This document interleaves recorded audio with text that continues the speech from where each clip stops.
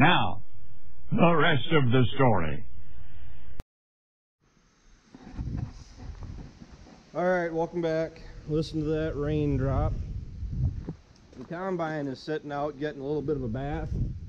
Not really needed bath at the time that it got it, but I went through, and if you guys can see all of the soybean dust all around underneath it, all the beans and everything that were knocked out of the rock trap, I did go through, I cleaned that out, and that's ready to go.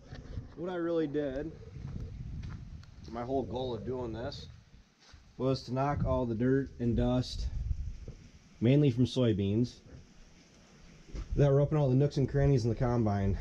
It really is, I'm going to do this without,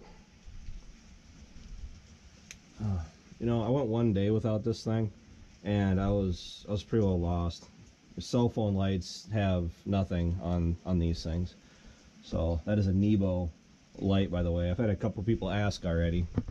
But up in here, you can still see there's some spots where some grain had actually hung up, but all the little ledges that are back behind everything, you get soybean dust. Really likes to, oh, you see, there's a bunch up in there I didn't quite get, but I was not going for just complete perfection. I was basically just trying to get like 99% of it cleaned out.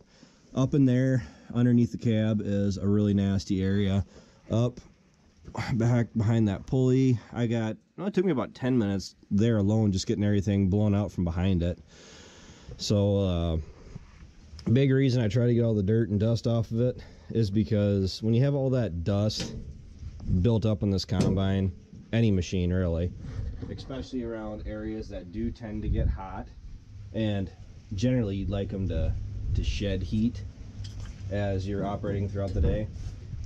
The hotter different parts get, like high wear items will get, I mean around bearings and different places. Another good example, you guys can see up in there, back along that, there's a back lip back there, it's still got soybeans on it. I'm done as far as cleaning off anymore. I hit all the big areas. I mean, I could spend 4 hours going over this thing with an air hose, and you guys are, it's raining pretty good, so how'd that help? I hope it helped.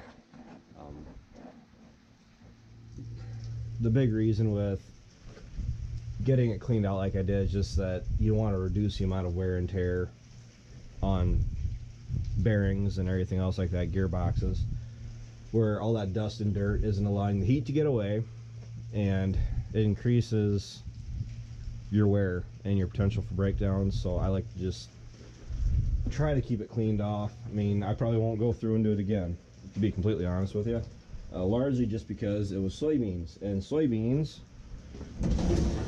anybody that isn't a farmer or isn't in an ag related field, when you're driving across the country and you see a combine, a machine out in the field combining soybeans or corn or any crop for that matter, and it's really dusty and it seems like that machine is just in a cloud of dirt and dust, that all lands up in the hidden areas in these machines. I mean, it can be a real battle to get these cleaned up, at least even cleaned to the point where you're happy with them. I mean, I'm fighting off a sneeze here.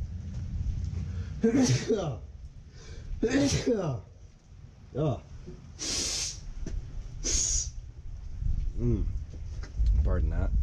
I did go through here, like down through all these little areas. I mean, you can see a farmer fix here. Likes to feel full of dirt and dust, and these do tend to get hot. And with soybeans, all that dirt and crap gets up in the machine and it just hangs there. It never really seems to fall out in its own. And then, oh, you can see all the dirt I got off the back end there. I mean, general rule of running is you think that you run it for an hour after all that dirt and stuff falls off, lands on it. you'll think it'll fall back off, but it won't. It will not. It does this, it piles up and it turns into concrete. So we do have a lot of corn to do. We have basically all of our corn to do. There's no way of beating around the bush. That's just how it is. And I just figured it was good practice just to get the combine as clean as possible. So I gotta go.